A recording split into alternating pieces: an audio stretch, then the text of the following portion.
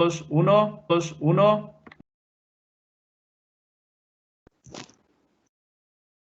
Buenas tardes, tengan todos, sean bienvenidos. El área de promoción de posgrados de la Universidad Anáhuac Puebla, junto con la Escuela de Psicología, les damos la cordial bienvenida y agradecemos su participación en este webinar Análisis de caso de trastorno de la personalidad desde la psicología integrativa, el cual será impartido por el doctor Pedro Olazabal. El webinar tendrá una duración aproximada de 1 hora 30 minutos, de los cuales 20 minutos se destinarán para una sesión de preguntas y respuestas, mismas que ustedes podrán ir subiendo durante la plática a través de la opción de chat que aparece en sus pantallas y que yo estaré leyendo al final. A continuación, me permito leer la semblanza de nuestro ponente.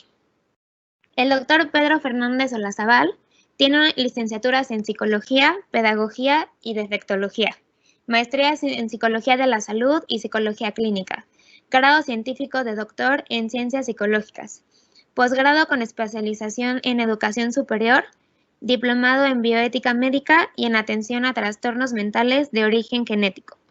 Cuenta con 35 años de experiencia en la docencia universitaria y la práctica de la psicología clínica y de psicopedagogía, así como de la formación de profesionales de la psicología, el trabajo social, la psiquiatría,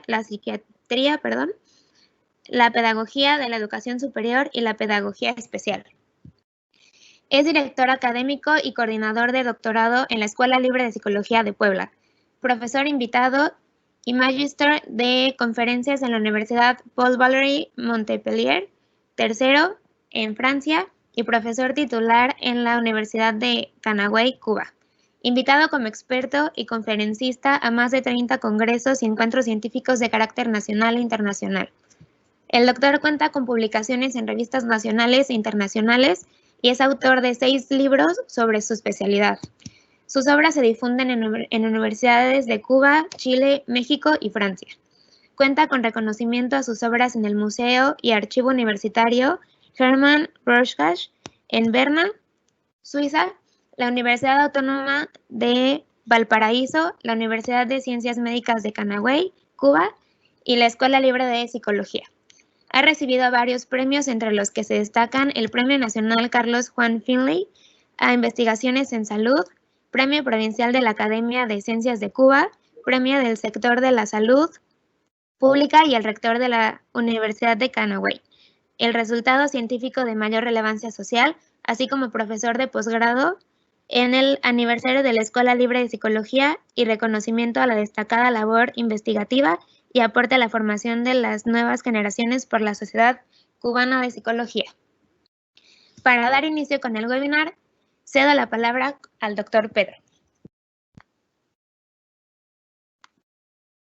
Buenas tardes. Buenas tardes. ¿Sí me escuchan? Sí, lo escuchamos. Bien. Buenas tardes, compañeros participantes. Muy bienvenidos, aunque sea en la distancia. Muchas gracias, Escuela de Psicología de la Universidad Anáhuac, por este espacio, por permitirnos estos espacios para compartir, pues, un poco la experiencia que uno ha ido acumulando en todos estos años de trabajo, y qué placer, qué gusto poderla compartir con futuros maestros en psicología clínica. Muchas gracias por la presentación y, repito, muchas gracias por el espacio. En el día de hoy, en la tarde de hoy, vamos a tratar un tema de mucha actualidad para los psicólogos clínicos y para la psicología clínica, digamos que como área del conocimiento y como profesión. Se trata de los trastornos de la personalidad y cómo estos se ven desde la psicología integrativa, desde esa dimensión de la psicología integrativa apegada a la persona, centrada en la persona. ¿Por qué les digo que de gran utilidad?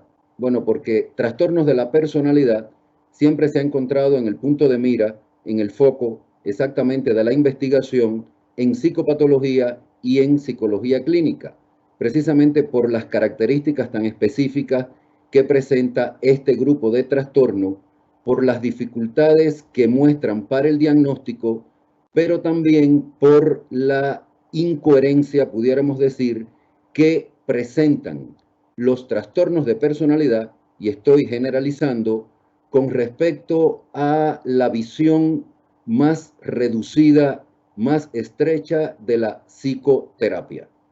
La psicoterapia actual muestra un panorama que ya veremos, más apegado a determinadas perspectivas teóricas, más apegado a la técnica, y esto por supuesto que tiene su repercusión en la práctica terapéutica y en la atención, sobre todo a aquellos casos que la intervención que requieren nunca estará centrada en síntomas aislados, nunca estará centrada en la búsqueda de un conflicto o de una situación psicotraumatizante, sino que siempre va a existir la necesidad de que esté centrada en la personalidad como un todo.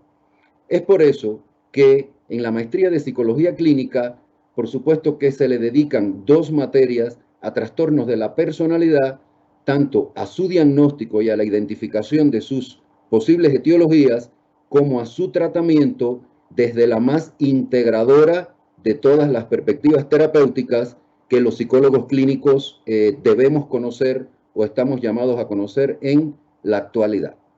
Entonces, con mucho gusto, voy a dar inicio. Por favor, maestra, si me cambia la próxima diapositiva. Bien, los temas a tratar, como les decía, vamos a compartirles algunas reflexiones en torno a los trastornos de la personalidad y la psicología integrativa.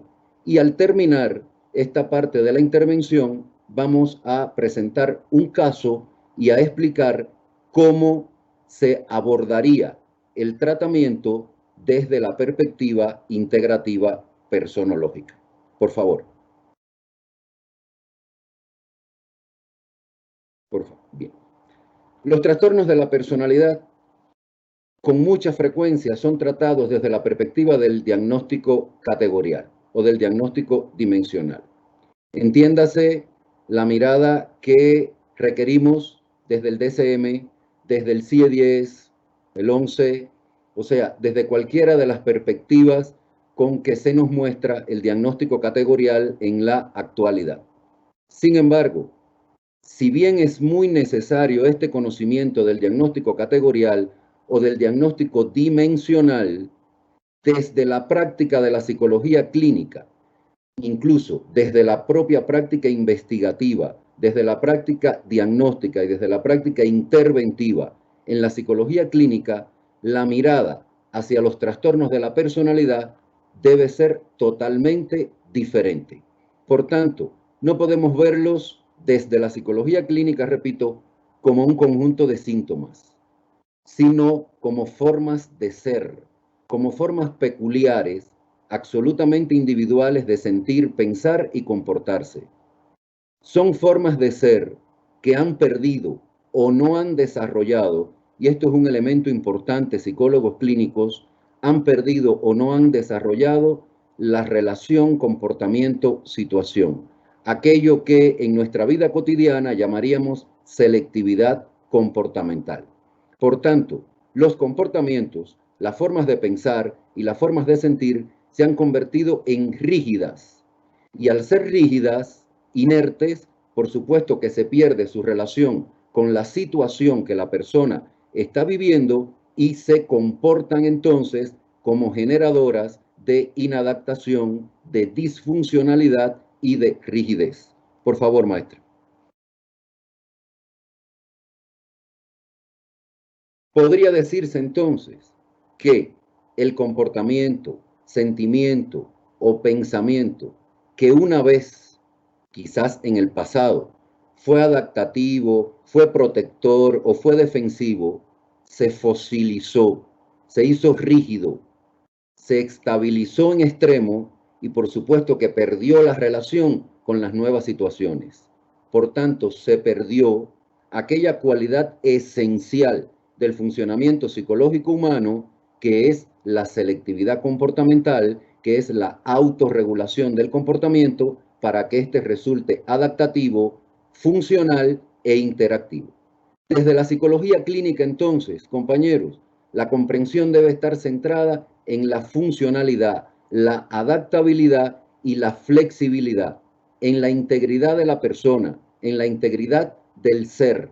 Por tanto, no se trata de que frente a un caso de trastorno de la personalidad comencemos de manera inmediata a identificar síntomas, porque no siempre son síntomas lo que se nos muestra. No siempre son síntomas en su sentido más clásico de significación lo que se nos presenta. Con la mayor frecuencia, lo que se nos presenta en nuestros pacientes con trastorno de la personalidad son formas de ser, son formas de comportarse que resultan rígidas, desadaptativas y disfuncionales. Por tanto, en el diagnóstico buscamos más características personológicas que síntomas en su acepción psicopatológica clásica. Ya esto es un elemento que le otorga distinción a los trastornos de la personalidad como para que sean tratados desde una perspectiva diferente a la que nos muestra la psicopatología categorial. Ya esto va ubicando a los trastornos de la personalidad en la necesidad de una mirada funcional, de una mirada dirigida a la adaptabilidad, desde una mirada dirigida a la relación comportamiento-situación y por supuesto a la búsqueda de características de esa personalidad mucho más que de síntomas. Por favor, maestro. Por tanto, en trastornos de la personalidad se impone una aproximación más funcional y, por supuesto, más humanista a la psicopatología. A los trastornos de la personalidad no nos podemos acercar o no nos debemos aproximar desde una perspectiva categorial, porque primero estamos trabajando con una categoría que ya sabemos desde la licenciatura que es única e irrepetible, que es absolutamente individual y que no se comporta de manera estandarizada, ni generalizada, ni idéntica, aún en hermanos gemelos. Por tanto, cuando vamos a tratar trastorno de la personalidad, ya la propia postura del psicólogo clínico debe sufrir cambios.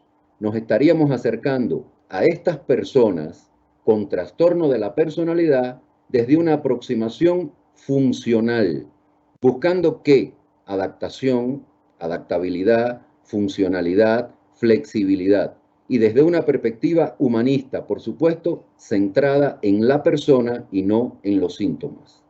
Es necesario, además, un conocimiento psicológico que comprenda a la personalidad como una compleja, única e irrepetible combinación de estructura psicológica y función psicológica. La personalidad, compañeros, existe y tal cual existe en el contexto psicológico, tiene una estructura. Está conformada por motivaciones, por comportamientos, por rasgos. Tiene una base temperamental. Está conformada además por formaciones psicológicas como la autovaloración, la autoestima, las pasiones, el carácter, los ideales, los intereses. Y es precisamente esta conjunción en forma de sistema, esta estructura, la que garantiza que la función principal de la personalidad sea la autorregulación del comportamiento. Por supuesto, cuando esta estructura psicológica, cuando esta estructura a la que llamamos personológica no está bien configurada o se desequilibró en su composición, por supuesto que ya esto va a traer desequilibrios en el funcionamiento, o sea, en la autorregulación del comportamiento. Es por esto, compañeros, que lo que buscamos en el diagnóstico no son síntomas, lo que buscamos son estructuras psicológicas que se han tornado inertes, que se han estabilizado al término de ser rígidas en la personalidad para después poder comprender cómo funciona esta personalidad. Por tanto, es necesario una terapia, una intervención psicológica centrada en la persona y no en síntomas aislados o en una categoría nosológica, categorial, por ejemplo, un trastorno determinado o la adaptación a un concepto determinado del DSM, o en procesos o dimensiones de la personalidad por separado, como sería un diagnóstico parcializado de la esfera cognitiva o de lo emocional o de lo comportamental, como si el funcionamiento real de esa personalidad estuviera también fraccionado. Es decir, compañeros, se necesita una terapia integral e integradora, a la vez que humanista, y por supuesto centrada en el ser. Y reitero, no en síntomas aislados. Por favor, maestra. ¿Por qué una psicología integrativa? La psicología integrativa, como todo en la historia de nuestra ciencia, pues no surgió así por arte de magia, ni porque alguien un día quiso crearla. La psicología integrativa responde a una necesidad epistemológica de la propia psicología, a una necesidad epistemológica más allá de la propia ciencia particular, a partir de un análisis del panorama actual de la psicoterapia. Compañeros, la psicoterapia, si analizamos su panorama actual, si realizamos estudios metaanalíticos del panorama terapéutico actual, vamos a encontrar, en primer lugar, un predominio de la técnica, un predominio del tecnicismo.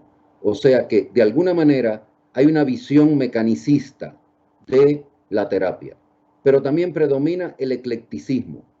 Por supuesto, no tenemos nada en contra del eclecticismo como método epistémico, pero el eclecticismo debe caracterizarse por su coherencia y no por un agrupamiento técnico de técnicas, valga la redundancia, para aplicar en la terapia.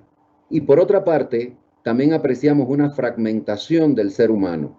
O sea, hablamos de terapias cognitivas, hablamos de terapias centradas en lo emocional, hablamos de terapias centradas en el inconsciente, hablamos de terapias centradas en la conducta, hablamos de terapias centradas en los apegos, etc. Sin embargo, carecemos o carecíamos hasta hace poco, hasta el surgimiento de la psicología integrativa, de una terapia que realmente respondiera a las necesidades de la integración que nos está exigiendo el conocimiento psicológico actual. Por este motivo, la psicología integrativa llega a este panorama a aportar una epistemología, una postura diferente en cuanto a la persona, en cuanto al ser.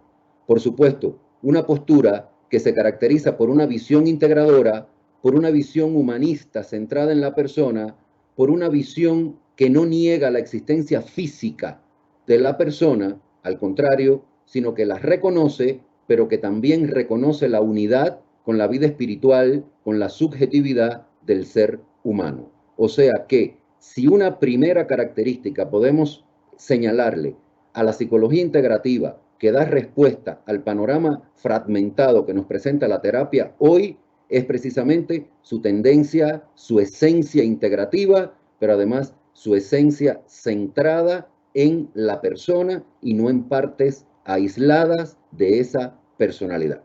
Por favor, maestro.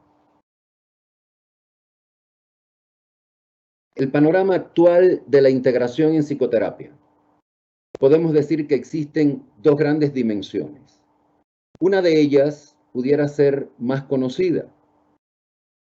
La psicología integrativa o la postura integrativa en psicología, que también llega a la terapia, pues podemos verla en dos dimensiones.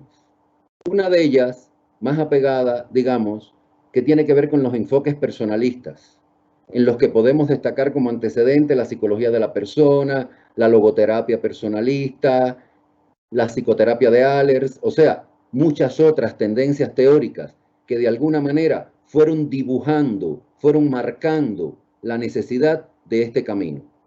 Pero también hay otra vertiente, un poco más técnica, que es la centrada en los enfoques integrativos.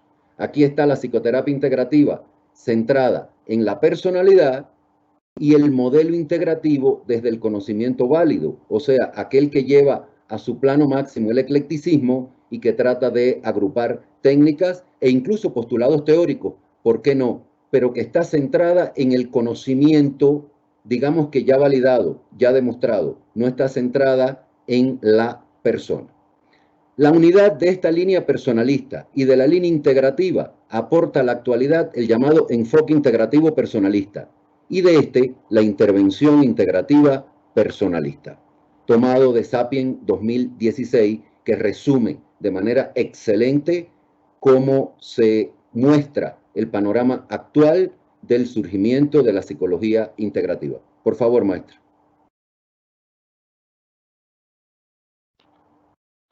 ¿Cuál es el principio básico?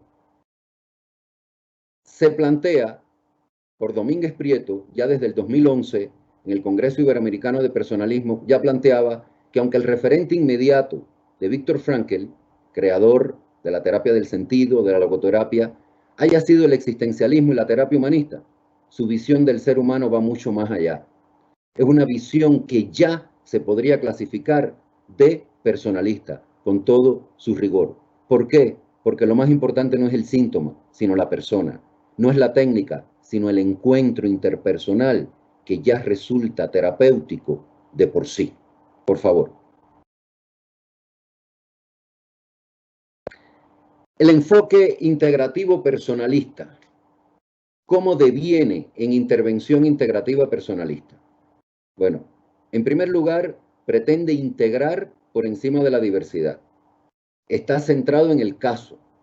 Asume, no niega para nada la necesidad de la integración del diagnóstico categorial, dimensional y sobre todo del fenomenológico. Como bases filosóficas, está centrada en el ser humano, en la filosofía personalista, centrada en el ser humano. Aboga por una psicopatología, como les decía, más funcional y no tan apegada a los conceptos rígidos, lo que pudiera llamarse una psicopatología tridimensional, que reconoce la triple existencia del ser humano al unísono de manera coherente, que busca esa coherencia, la existencia corporal, esa existencia psíquica y lo espiritual, por lo que reclama un diagnóstico psicológico en toda su magnitud, en toda su esencia, no fragmentado. Por favor. ¿Cómo ya desde la perspectiva metodológica podemos ir analizando, pudiéramos decir, a la persona? Cuando llegamos a este punto, siempre emerge la pregunta de, bien, estoy centrado en la persona y no en el trastorno. Estoy centrado en las características de la persona, en su individualidad y no en los síntomas. Sin embargo, ahora, como terapeuta, como diagnosticador, ¿cómo analizo a esa persona? ¿La vuelvo a dividir en lo cognitivo, lo afectivo y lo comportamental? La respuesta es no. ¿Vuelvo a dividir esta persona en lo corporal, en lo psíquico? No. Para eso, la terapia integrativa propone una postura epistemológica centrada en ejes, con toda su complejidad. El eje del yo, el eje de la objetividad, el eje del sentido, el eje de comunidad y el eje del sufrimiento. Como podemos ver, cada uno de estos ejes representan unidades lógicas de análisis. Y en este sentido, recuerdo a uno de los grandes de la psicología, Lev Semyonovich Vygotsky, que planteaba que para el análisis de la personalidad, para el análisis del funcionamiento psicológico humano, no basta la división clásica de la persona en procesos cognitivos, afectivos y comportamentales. No basta la división clásica de la persona en la visión neurológica del sistema nervioso y en la visión psicológica, sino que es necesaria la construcción de unidades lógicas de análisis. Y cada una de esas unidades lógicas de análisis, por supuesto que ya es un sistema en sí. A esa perspectiva, aunque no de manera directa, responde de alguna manera estos ejes. Y por supuesto que a una perspectiva centrada en la filosofía humanista, personalista. El eje del yo, compañeros, no se refiere solo a el yo como entidad corporal aislada. El eje del yo se refiere a toda la configuración psicológica que conforma una identidad, un autoconcepto, una autoimagen, a toda aquella entidad psicológica que define la autorregulación del comportamiento. El eje de la objetividad tiene que ver, por supuesto, mucho con los procesos cognitivos, pero también tiene mucho que ver con las vivencias y con el análisis objetivo, coherente con la realidad de la situación que está viviendo, coherente con la realidad de su propia vida que vive la persona, valga la redundancia, Por tanto, aquí, en el eje de la objetividad, se impone que nosotros evaluemos el nivel de funcionamiento psicológico de nuestro caso. Si está en un nivel de funcionamiento psicológico caracterizado por la ambivalencia, lo cual llamaríamos desde la clínica clásica un nivel de funcionamiento neurótico, sin que esté hablando para nada de un diagnóstico de neurosis, o si nuestro caso tiene un nivel de funcionamiento parcialmente psicótico o prepsicótico, o simplemente un nivel de funcionamiento psicopático o de otro tipo. O sea que el eje de la objetividad tiene que ver con las relaciones con el yo y con las relaciones con la realidad. Por su parte, el eje del sentido es muy complejo, tiene mucha relación con la espiritualidad y por supuesto con toda la configuración subjetiva de la persona. Tiene que ver con el sentido de la vida, con los metasentidos de vida. ¿Cuál es el sentido de la vida de esa persona? Y compañeros, cuando ya comenzamos a aplicar esto a nuestros casos con trastornos de la personalidad, encontramos que si algún eje así, de manera primera, pudiéramos decir, encontramos casi tendiente al vacío o con desconocimiento o con toma de conciencia casi nula o con imposibilidad de nombrarlo, aunque sea, es el eje del sentido. Un denominador común, y no estoy hablando de síntomas, estoy hablando de una característica en común que ustedes van a ver en sus casos con trastornos de la personalidad y que yo desde mi experiencia me encuentro de manera muy cotidiana, es que el eje del sentido normalmente, y me voy a expresar quizás no con la palabra exacta, está vacío.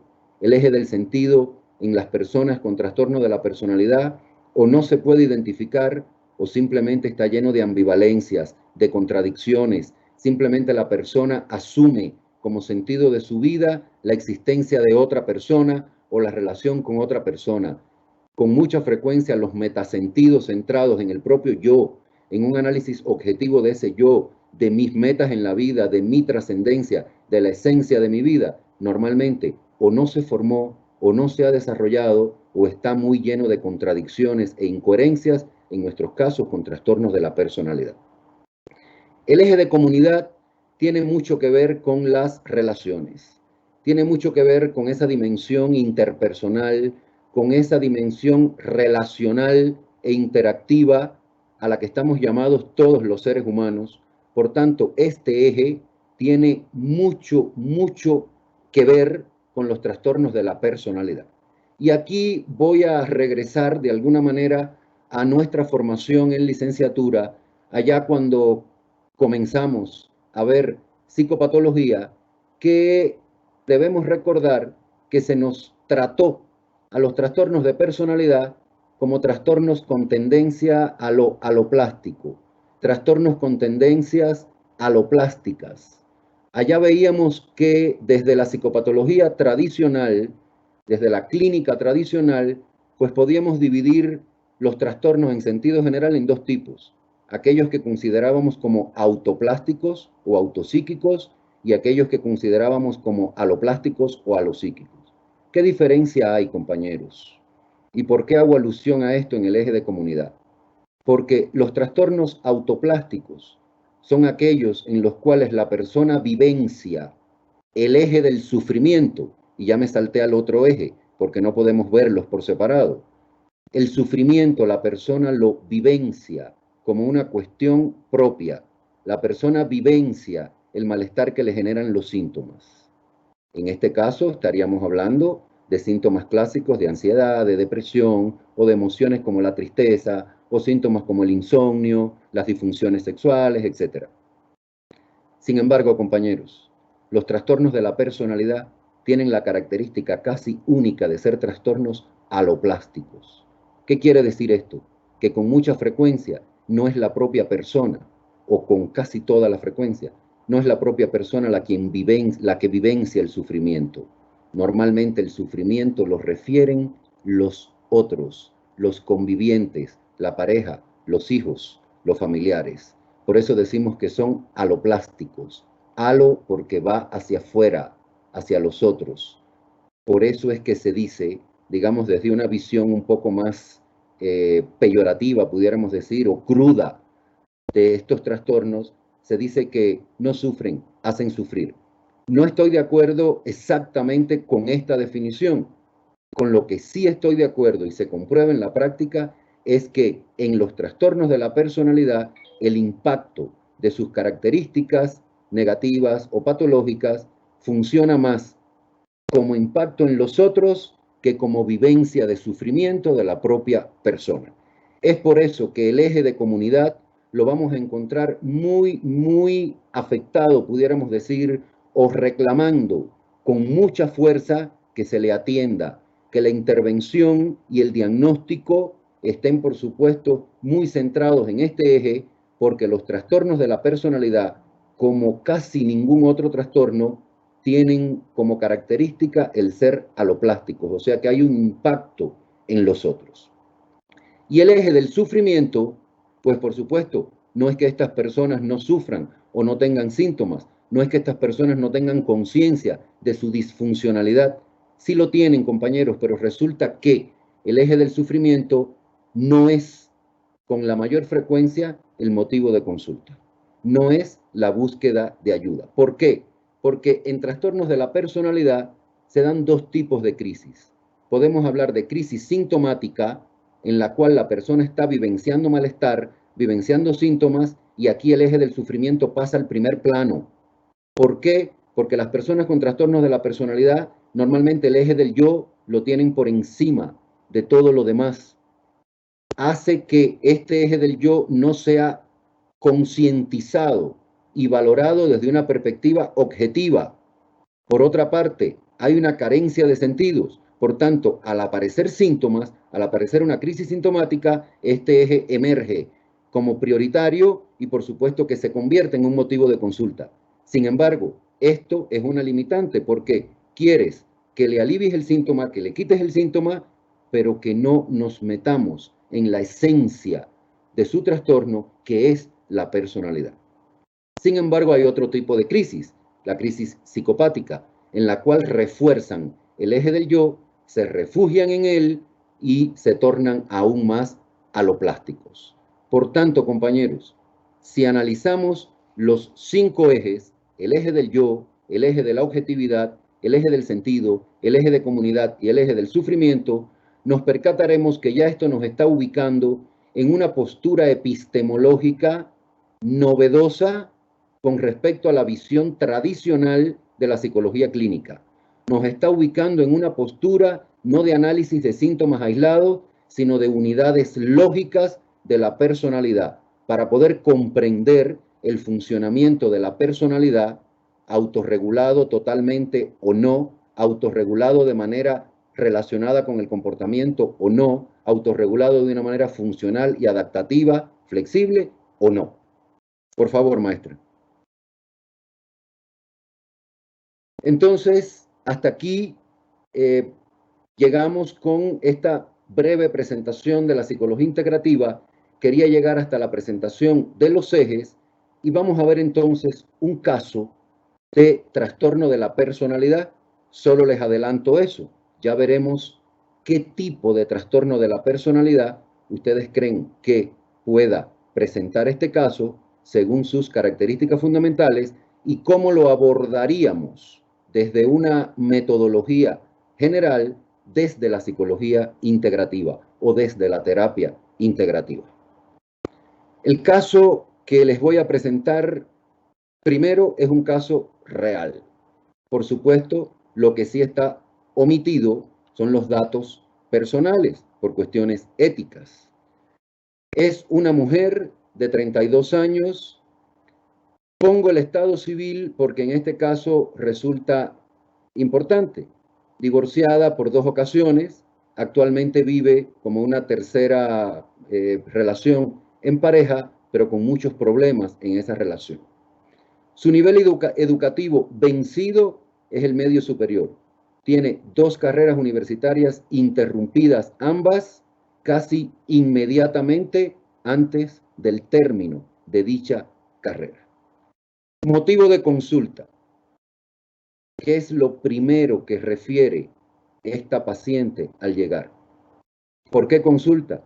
Porque todo me sale mal y mi vida no sirve para nada. Estos son palabras textuales de la persona. Caso, mujer, 32 años, o sea, adulta joven, divorciada en 2 ocasiones y actualmente intentando una tercera relación. 2 carreras universitarias, ya veremos cuáles son cuando les describa el caso, interruptas al término, casi al término. ¿Y en qué situación se encuentra la persona en este momento que acude a consulta?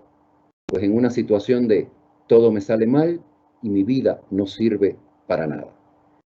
Desde este propio planteamiento, desde estas 2 frases que la persona refiere y que respeté y se las quiero mostrar a ustedes tal cual, ya esto nos está llevando así de manera directa al eje del sentido, compañeros.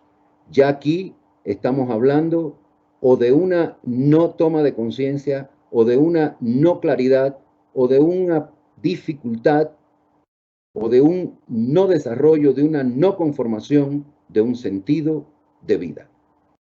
No me estoy adelantando al diagnóstico, solo les estoy tratando de mostrar cómo desde la propia interpretación del inicio de ese encuentro con la persona, ya nosotros podemos comenzar a pensar desde una perspectiva integrativa y no desde una perspectiva aislada.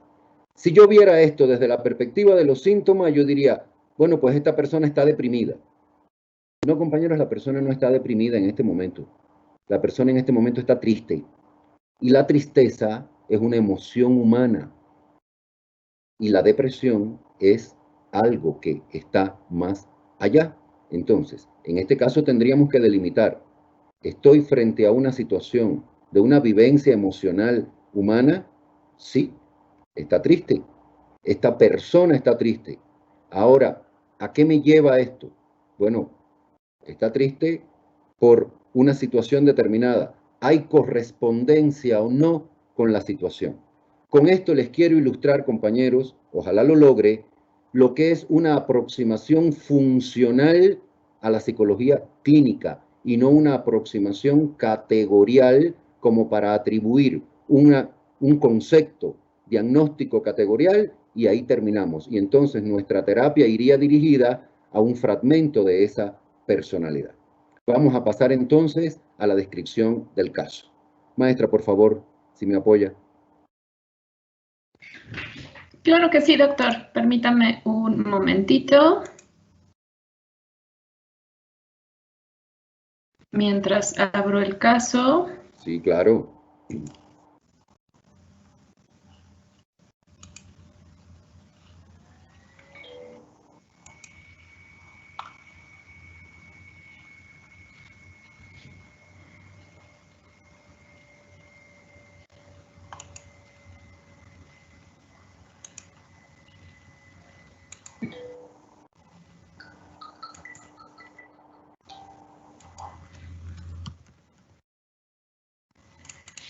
Listo, ya se está abriendo.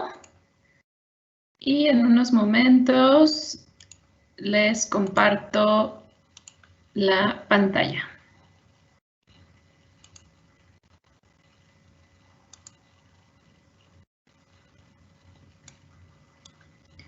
Ahí ya se está viendo la pantalla, el caso. Bien, perfecto. Si me lo permiten, voy a leer el caso porque no quiero que se pierdan detalles. Descripción del caso. Ya vimos los datos generales. La paciente refiere marcado temor a perder o a no haber logrado nunca el cariño de su madre y que ésta de manera constante le señala que se parece demasiado a su padre. Refiere tener episodios de agresividad sin control, contra objetos o contra sí misma, y que aparecen de manera inesperada. A veces ni siquiera puede describir o puede identificar qué provocó este episodio de agresividad y de ira. Siente temor ante determinadas expresiones o comportamientos de su madre, pues según ella, la conoce tan bien que pudiera saber o adivinar lo que su madre está pensando y que le da temor su ira o su desprecio o descalificación cuando menos lo espera, y que ha llegado a asociar el comportamiento de su madre con determinados estados emocionales hacia ella. Imaginemos lo que es vivir tratando de adivinar cómo se siente esa persona y cómo va a repercutir eso en mí. No obstante, refiere que ya no le queda nadie. Todo el mundo la ha abandonado y solo queda su madre, con la cual está condenada a vivir. El condenada a vivir, perdón, no lo entrecomillé, pero es frase textual de la paciente.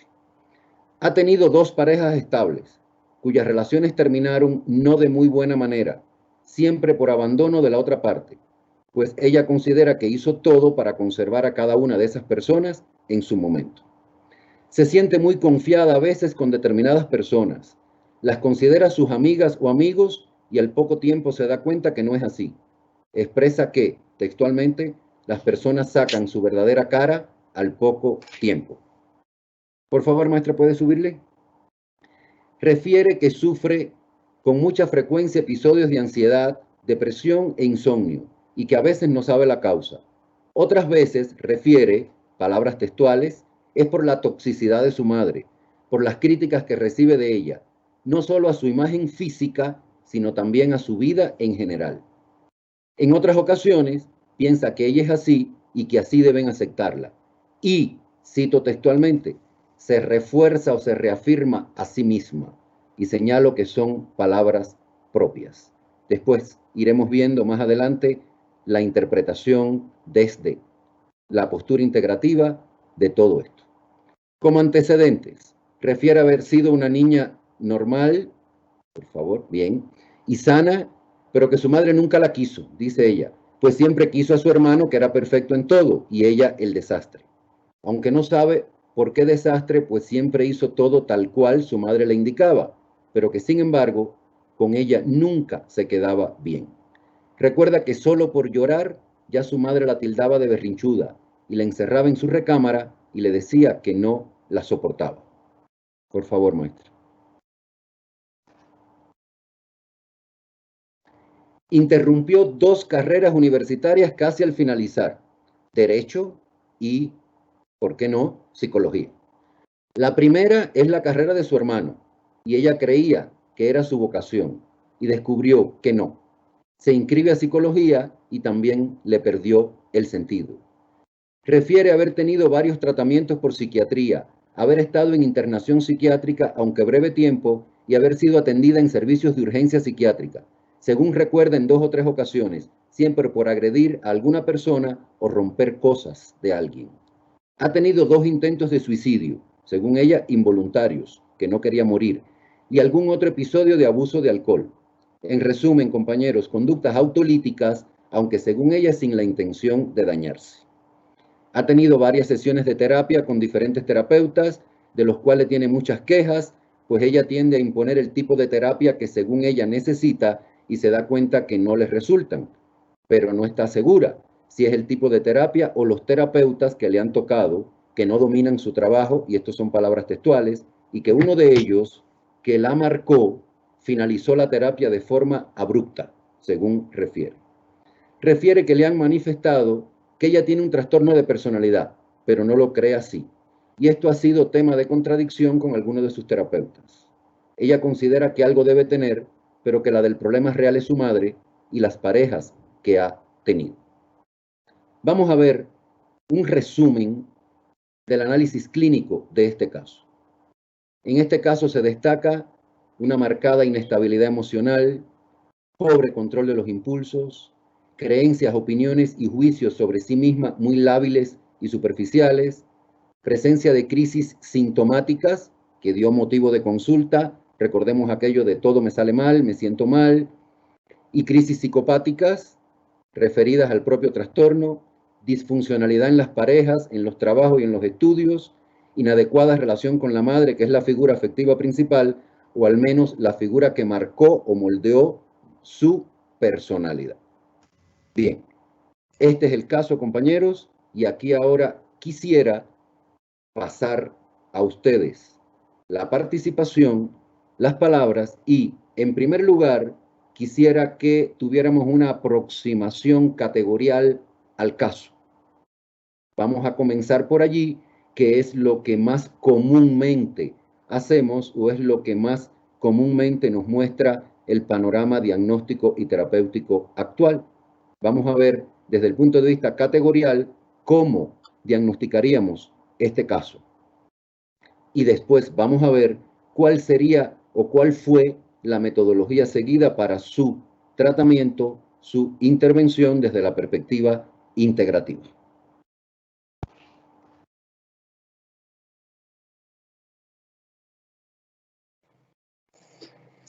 Doctor, por Sí. aquí están comentando, hay quien refiere que es un trastorno límite. Bien, correcto, correcto. Ahí está. Fíjense, compañeros, cómo la habilidad del diagnóstico categorial, nuestra mentalidad categorial, es lo primero que emerge. Rápidamente llegaron al diagnóstico. Es un trastorno de personalidad límite. ¿Por qué es un trastorno de personalidad límite?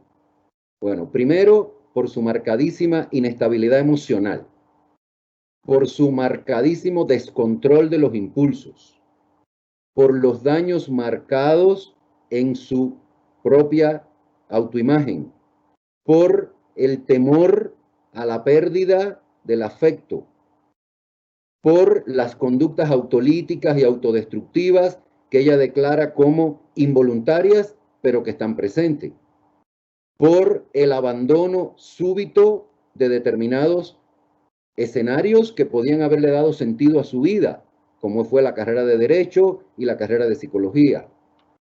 El fracaso en las parejas, que además culpa a otros.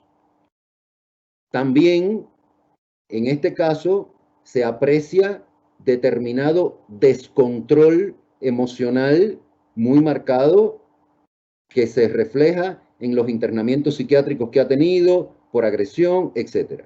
Bien, perfecto, compañeros, coincidimos. Trastorno límite de la personalidad. Está muy bien dibujado.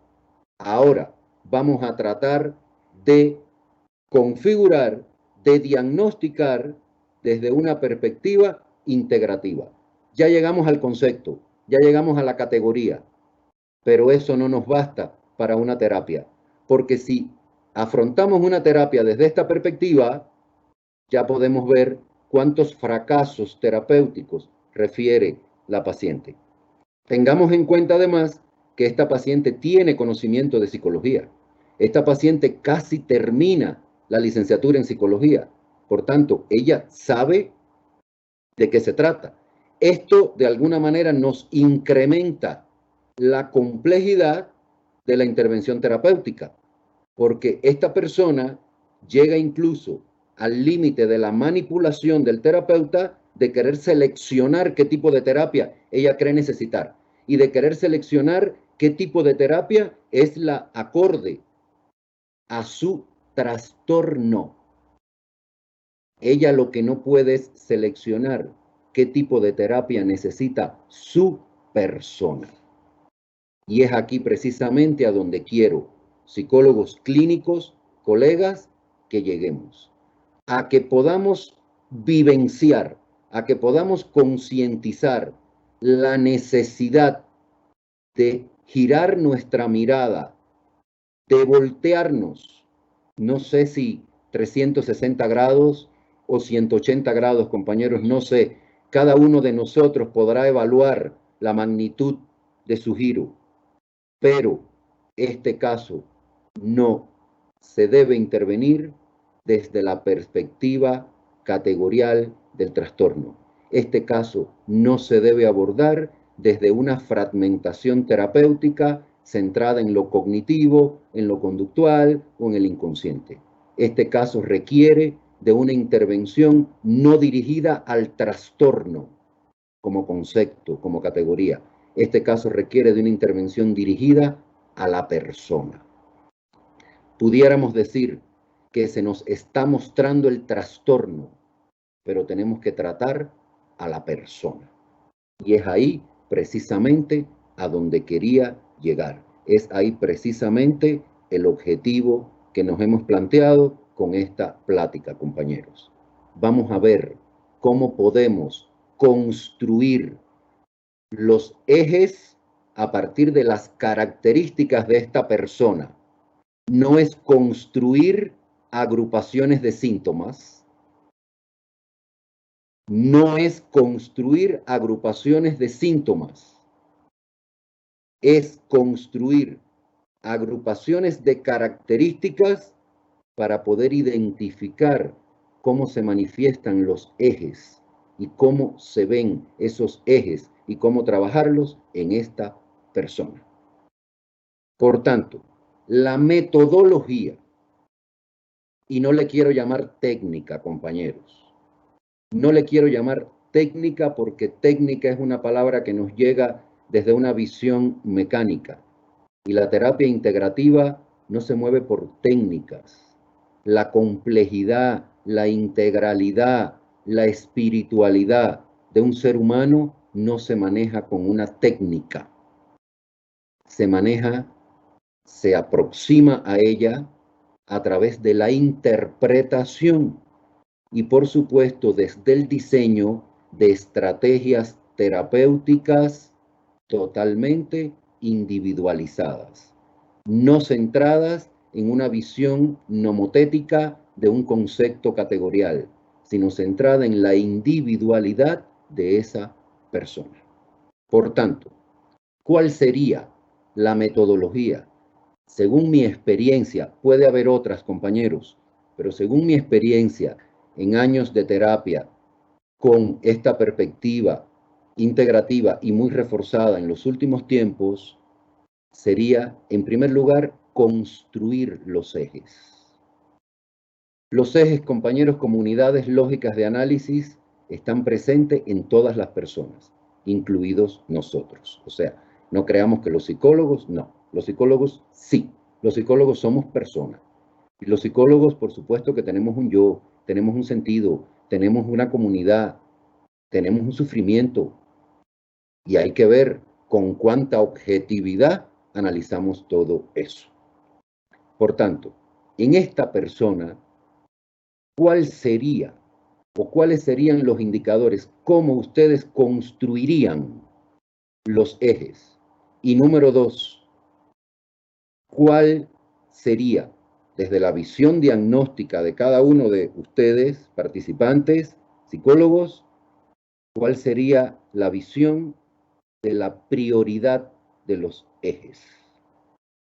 Y ya aquí me estoy adelantando a la metodología de trabajo.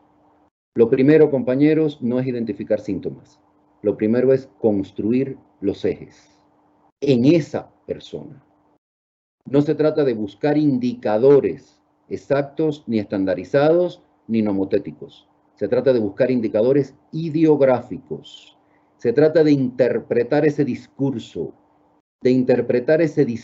de vida que nos está dando la persona y que no lo vamos a resolver en la primera sesión, porque ya aquí les estoy dando otra característica del enfoque integrativo. En el enfoque integrativo no etiquetamos, en el enfoque integrativo no elegimos el producto por su color brillante, por su etiqueta. En el enfoque integrativo tenemos que construir los ejes. ¿A partir de qué? A partir de la interpretación que hacemos del discurso de esa persona. Por tanto, compañeros, primer elemento o primer aspecto o primera etapa, pudiéramos decir, en la intervención terapéutica con esta persona, construir los ejes.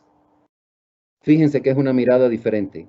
No es identificar síntomas, es identificar características de la personalidad, identificar situaciones de vida para poder construir los ejes. Segunda etapa, hay que priorizar por dónde comenzar.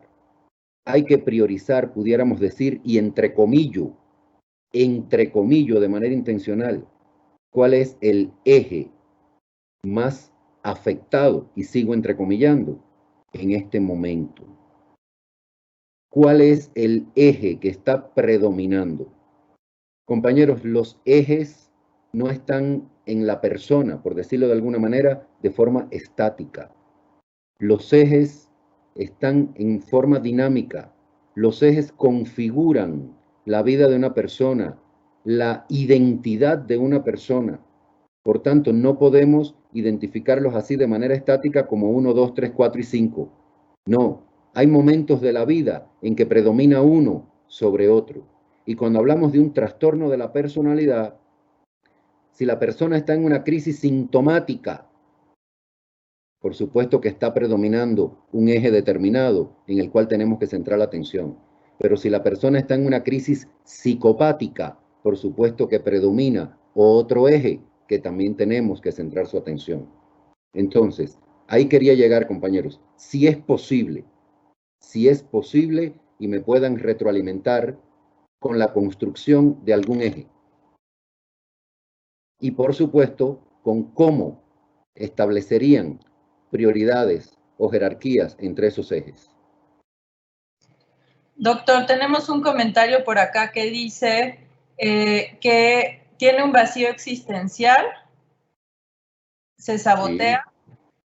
Sí, correcto, correcto. Ahí están identificando características y no síntomas. Y el hecho de que tenga o de que muestre o de que podamos interpretar un vacío existencial, ¿a qué eje nos lleva?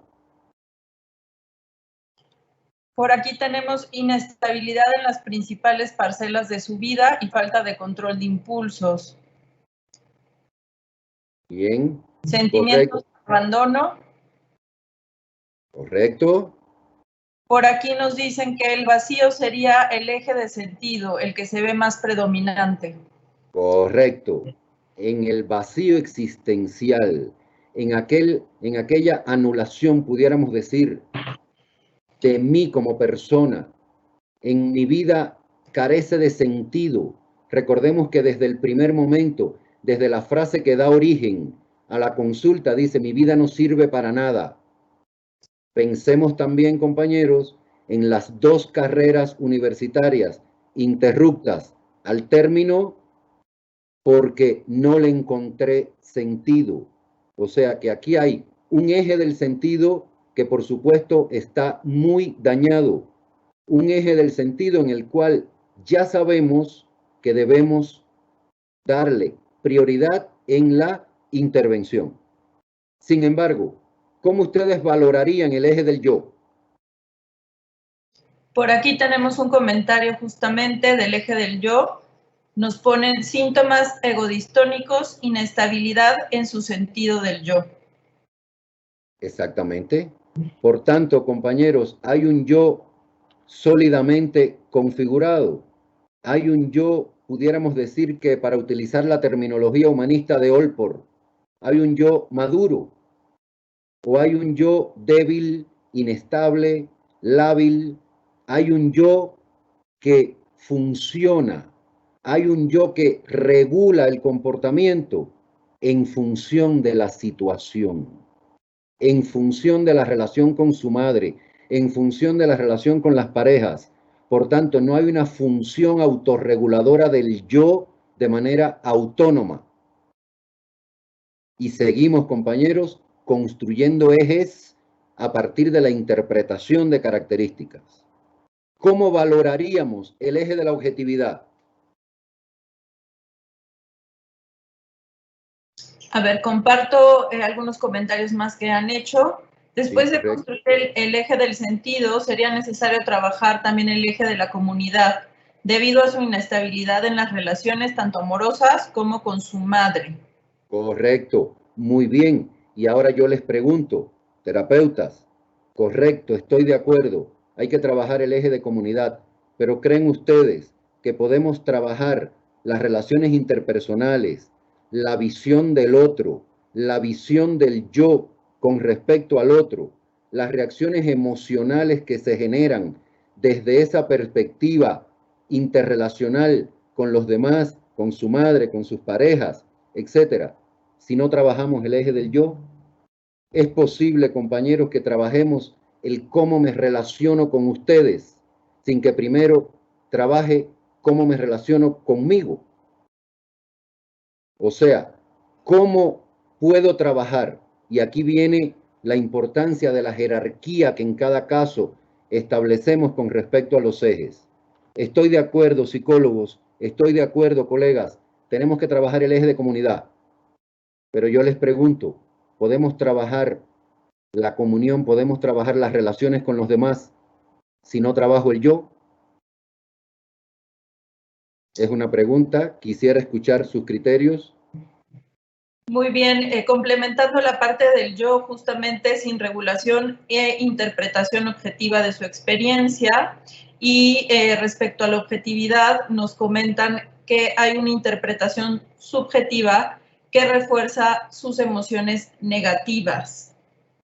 Correcto.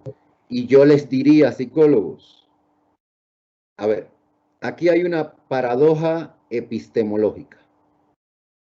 En el eje de la objetividad, por supuesto que él tiene que ver con la objetividad, pero siempre va a funcionar al nivel subjetivo. Recordemos que la persona no hace fotografías exactas de la realidad. Por tanto, yo diría, desde una terminología clínica, que en el eje de la objetividad lo que hay es una visión distorsionada del yo, de los otros y de su realidad. Porque, compañeros, en el eje de la objetividad, la visión que la persona nos va a dar siempre va a ser subjetiva. Por eso les digo que aquí hay una paradoja. O sea, no podemos buscar en la objetividad, en el eje de la objetividad, que la persona retrate su realidad de una manera fiel. No, la persona siempre va a valorar en lo subjetivo. Aquí la cuestión sería ver si esa valoración es coherente con su realidad o si está distorsionando su realidad. Por tanto, estoy de acuerdo con ustedes. Solo quería precisar la terminología clínica. El eje de la objetividad, por supuesto que está distorsionado. Está arrojando una visión de sí misma, puede que hasta de su madre, puede que de las relaciones, distorsionada. Aquí, compañeros, en el eje de la objetividad, ustedes se preguntarán, ¿y cómo compruebo yo que realmente hay una distorsión en la valoración del yo y de las relaciones interpersonales? Aquí viene, compañeros, otra estratagema del diagnóstico y de la terapia en los trastornos de la personalidad. Compañeros, es muy difícil que tratemos los trastornos de la personalidad sin la participación de terceros. Incluso cuando profundizamos en el diagnóstico en trastornos de la personalidad, desde cualquiera de los teóricos que han profundizado en ese diagnóstico, podemos hablar de Eysen, podemos hablar de Cattell, podemos hablar de cualquiera de los gigantes que construyeron las teorías de la personalidad, siempre nos vamos a encontrar que nos refieren, aunque sea solo dibujado, la entrevista a terceros. Y esto es coherente con lo que ya les había dicho, que normalmente son trastornos aloplásticos. O sea, son los otros los que sufren el impacto del comportamiento de la persona con trastorno de la personalidad. Esta paciente constantemente se queja de cómo es su madre, pero en ningún momento nos dice cómo es ella con su madre. Esta persona se queja del abandono de sus parejas, pero en ningún momento nos dice qué hizo ella o cómo contribuyó ella al fracaso de esas relaciones. Al contrario, lo que nos dice es, yo hice de todo para que esas parejas permanecieran. O sea que ella está haciendo una valoración objetiva, real u objetiva distorsionada de esas relaciones. Por eso, compañeros, se impone la valoración a terceros, la entrevista a familiares, a parejas, por supuesto con el consentimiento de todos, con la protección ética que esto requiere, pero la entrevista a terceros es muy requerida en trastorno de la personalidad. y es muy requerida precisamente aquí en el enfoque integrativo, porque a través de esa entrevista a terceros es que nosotros podemos tener mayores argumentos, tanto en lo cuantitativo como en lo cualitativo, para poder confrontar, para poder triangular el discurso de mi paciente, para poder valorar el eje de la objetividad, el eje de comunidad. Son dos ejes que con mucha frecuencia requieren de la participación de terceros. Bien, ¿y qué piensan ustedes, compañeros, por ejemplo, del eje del sufrimiento?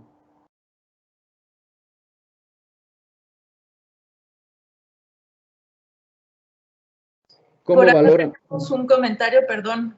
Sí, adelante, maestra. El eje del sufrimiento que está marcado por la pérdida de sus parejas, asimismo de la repetición de la pérdida del padre e incluso de la ruptura abrupta con uno de sus terapeutas. Correcto, correcto. Y todo eso, ¿creen ustedes que funciona de manera permanente como sufrimiento, de manera tal que acuda a consulta?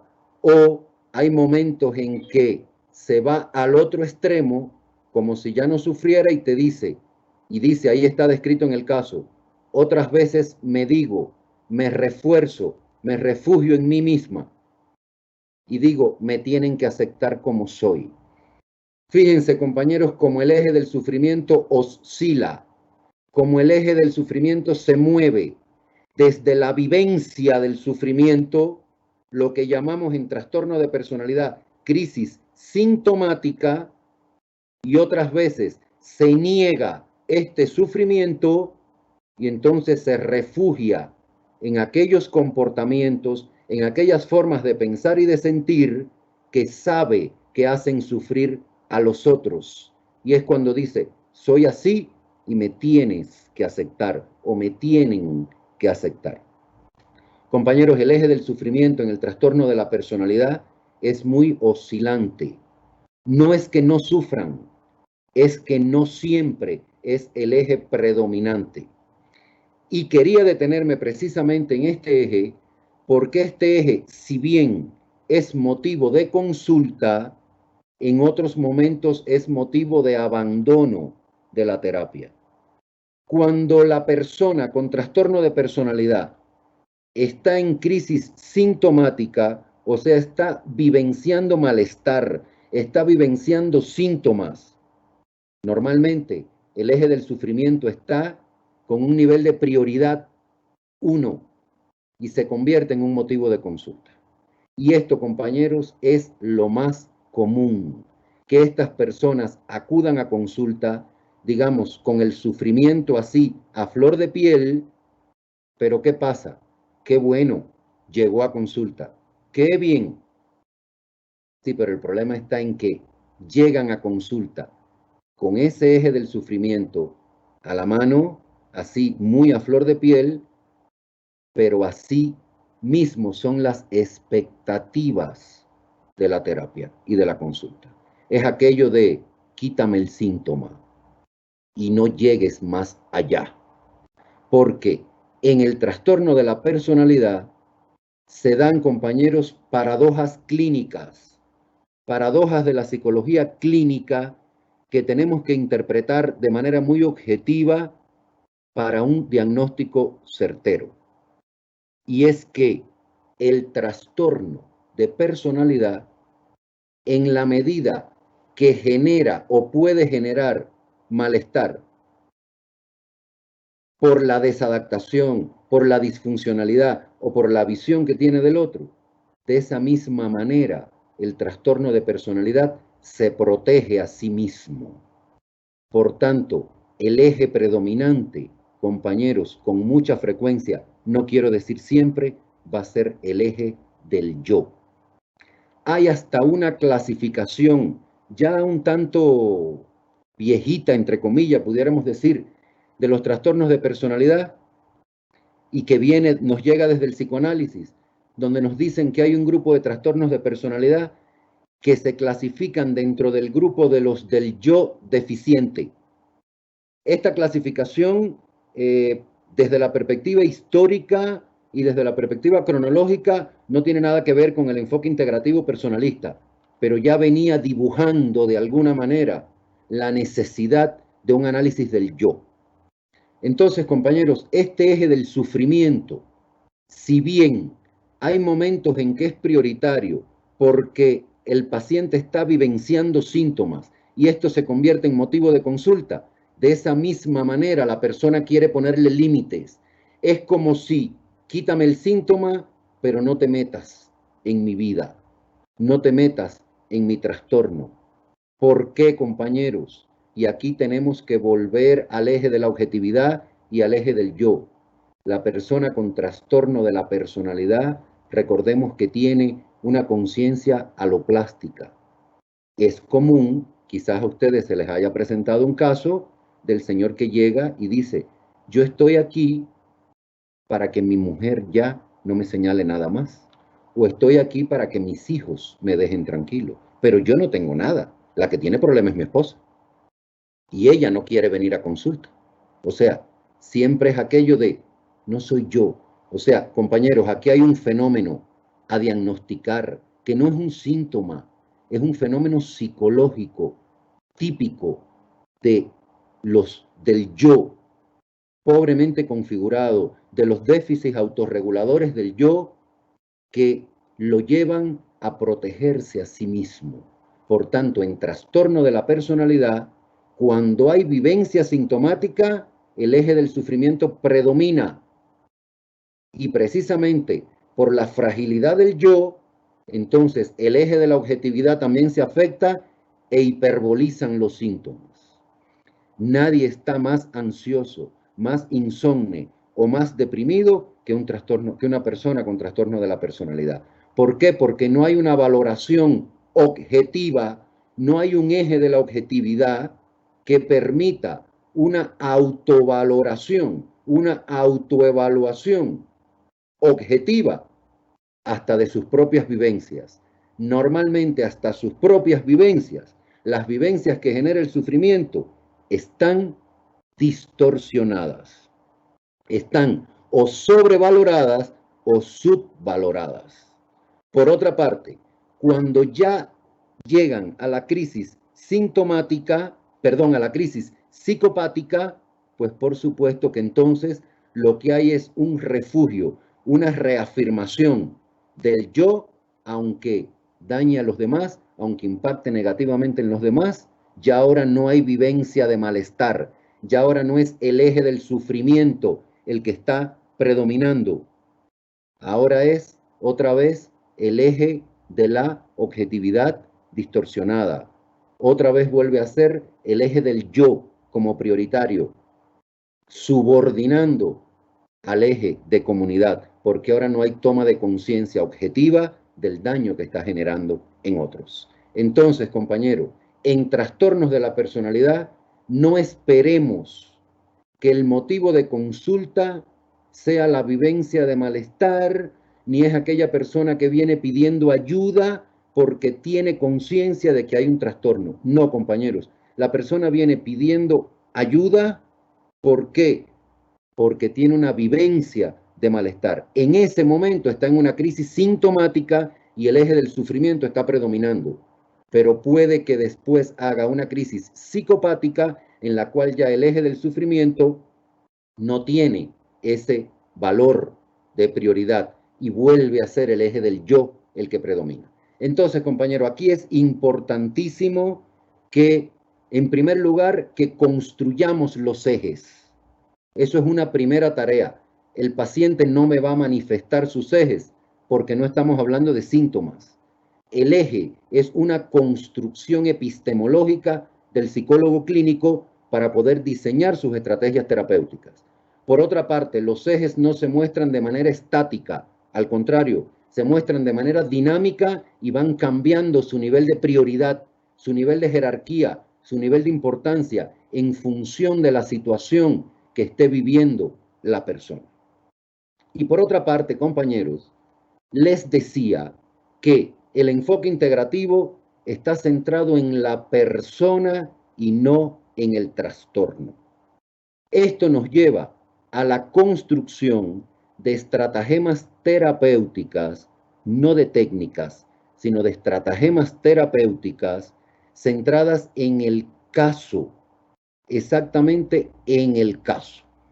Y aquí les voy a describir una estratagema que por experiencia, desde este enfoque integrativo, centrado en la persona, he aplicado, he llevado a cabo con algunos casos, no por supuesto desde la primera sesión, sino ya cuando has ido ganando en aquel encuentro, cuando has ido ganando en aquellas relaciones con el caso en el cual ya puedes, tomando como base el eje de la objetividad, digamos que, hablando metafóricamente, parándote, aferrándote al eje de la objetividad, puedes llevar a operar en la persona un fenómeno que yo he llamado de disociación terapéutica, en el cual la persona puede llegar a establecer una diferencia entre el trastorno y la persona. Sería aquello de, y estoy hablando en sentido figurado, pero así funciona, compañeros. ¿Quién está hablando en este momento? ¿El trastorno o la persona? Esta dirección de la terapia integrativa hacia la persona, hacia la integridad psicológica de la persona, te permite, llegado un momento de la terapia, que yo no les puedo marcar cuál es ese momento, porque recordemos que no estamos hablando de técnica. Bien, estamos hablando de estratagemas, de individualidades. ¿En qué momento de la terapia tú puedes operar, provocar o trabajar con esta disociación terapéutica entre trastorno y persona?